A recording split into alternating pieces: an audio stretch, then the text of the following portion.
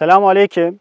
Avrupa Yetim Eli olarak şu an kendi memleketimizden yaklaşık olarak 6500 kilometre uzakta Afrika'nın Kenya ülkesinde Marsabit ilinin Sololo ilçesindeyiz.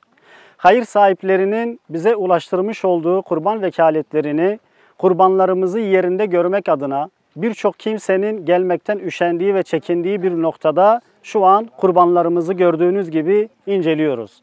Hepsinin İslami usullere göre uygun olup olmadığını tespit ettikten sonra Allah nasip ederse 2 gün sonra bayramda kesimlerine başlayacağız ve kurban etlerini fakir, muhtaç, mazlum ve yetim ailelerimize ulaştıracağız inşallah. Şimdiden Rabbimiz kurban vekaletlerini veren kardeşlerimizden razı olsun. Hem bu dünyada hem öbür dünyada onlara iyilik ve güzellikler ihsan etsin inşallah.